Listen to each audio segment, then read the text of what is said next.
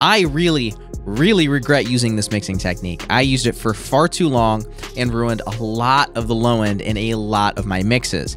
This technique is called the safe base technique, and for probably 95% of the time, I think it's used in the wrong way and it's used poorly. So let me show you what this technique does and why I regret using it for so long. So here I have a track that sounds like this. Stuck in rewind.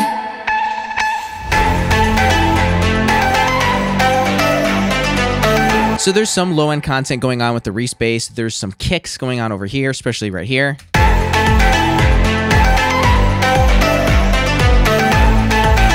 During that build section. Now what this technique is it's the safe base technique, and what that does is it rolls off all of the low end on the sides of your mix. So there's a center and there's a side. So they're kind of imaginary because you have a left and a right. I have a video all about that. I'll add the card up here. But there's essentially an imaginary center if it's playing out of both speakers at once, and then there's sides, which is everything in the right content minus the left and vice versa. And what a lot of people like to do and have taught on YouTube is saying that they should eliminate the low end entirely on the sides. So that way your bass is always in mono because of phasing issues, which if there's a waveform that comes up like this and another waveform that goes down like this, they can cancel each other out. Bass frequencies have a longer waveform, so there's a higher chance of it actually phasing out.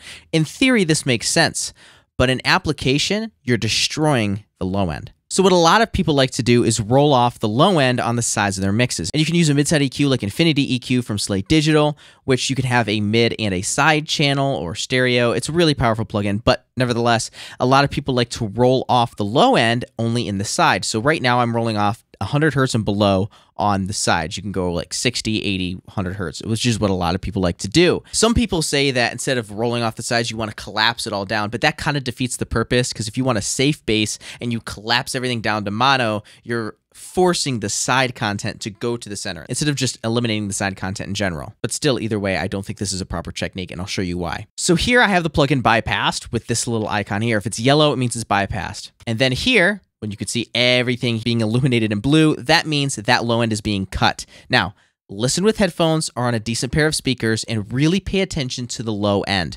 When I eliminate all of the side content, so that way we have a safe bass, a properly mono bass without worrying about phasing issues, I lose a lot of that energy in the low end. Listen to this.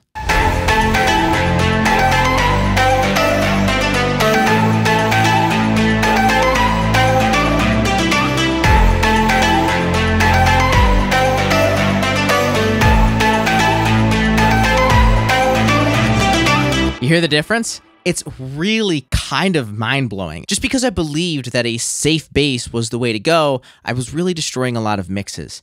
Sometimes things don't need to be perfect. Things don't need to be absolutely safe and perfect, and sometimes we get too methodical about it. We get too mathematical, too surgical, and we start ruining mixes. The only rule in mixing is if it sounds good, it is good. And I think that it sounds better without a safe bass on. And so I haven't been using the safe bass technique for quite a while now, and the low end of my mixes are getting so much better. Try it out for yourself and let me know in the comments what you think about this specific topic. Have you tried a safe bass before? And if you have, do you like using it or do you not like using it? Also, I got two videos here. This one here is all about phase and how phasing works. And this one here is all about mid-side processing, where how it actually works. Because there's only two channels, there's no real mid inside. It's kind of imaginary, but it's a very, very useful imaginary tool. Now, as always, go create.